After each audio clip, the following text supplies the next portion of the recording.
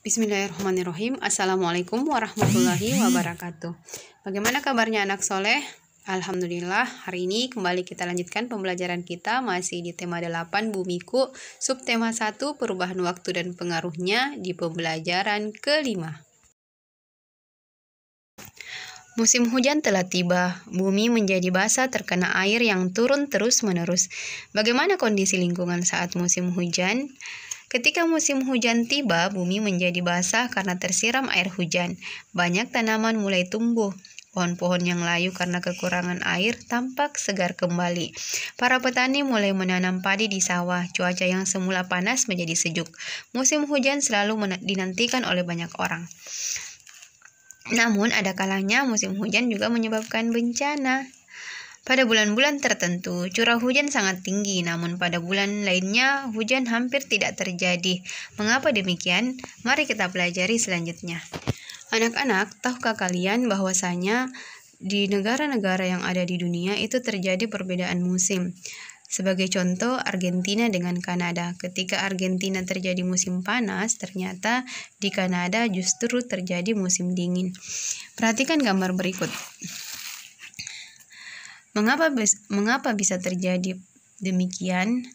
Ya, kita akan melihat fakta-fakta sains ya berdasarkan gambar berikut. Bumi membuat sebuah jalur atau orbit berbentuk elips saat mengelilingi matahari yang disebut revolusi. Jalur atau orbit ini ditempuh dalam waktu 1 tahun untuk 1 putaran. Selama setahun, belahan bumi utara dan belahan bumi selatan secara bergantian menghadap dan membelakangi matahari, sehingga terjadi perbedaan musim. Akibat revolusi bumi terhadap matahari, negara yang berada di belahan bumi utara dan selatan setiap 3 bulan sekali mengalami perubahan musim. Kanada terletak di belahan bumi utara, sebaliknya Argentina terletak di belahan bumi selatan. Pada saat matahari memanasi bumi bagian selatan, Argentina mengalami musim panas. Sebaliknya, negara yang terletak di belahan bumi utara seperti Kanada mengalami musim dingin. Ya, inilah yang menyebabkan Argentina dengan Kanada mengalami perbedaan musim.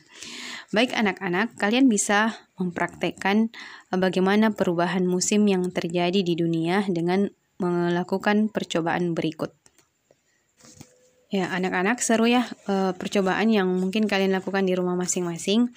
Ya, baik, kita lanjutkan. Ya, bahwasanya ketika belahan bumi utara mengalami puncak musim panas, tempat-tempat di dekat kutub utara condong ke matahari, sehingga hampir sepanjang hari terang. Sebaliknya, daerah-daerah dekat kutub selatan saat itu dalam keadaan gelap. Perhatikan gambar berikut. Revolusi bumi menyebabkan matahari tampak bergeser ke arah belahan bumi utara dan selatan, padahal sesungguhnya matahari tidak bergerak. Peristiwa ini disebut gerak semu tahunan matahari. Ya, baik anak-anak, kita lanjutkan di pembahasan berikutnya. Apakah kalian pernah mendengar kata reporter? Iya, reporter itu adalah orang yang bertugas meliput berita di lapangan dan melaporkannya kepada publik.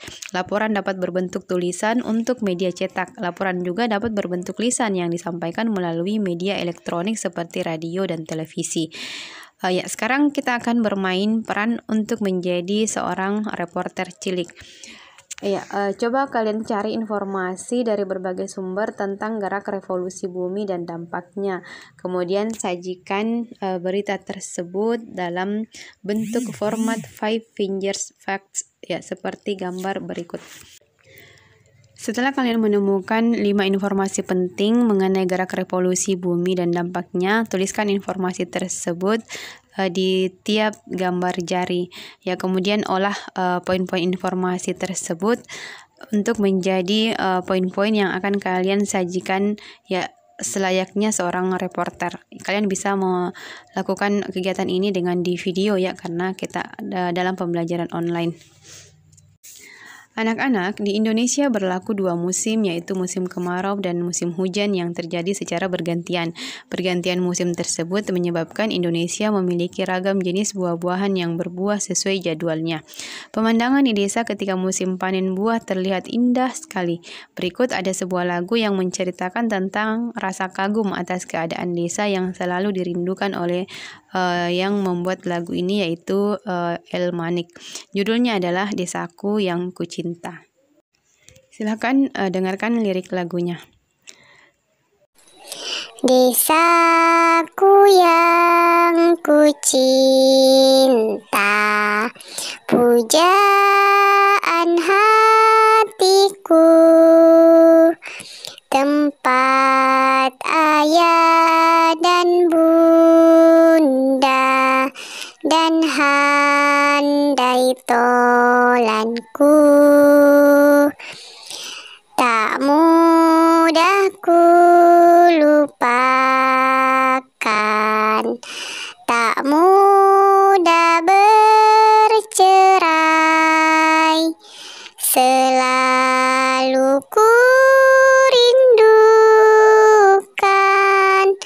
desaku yang permai.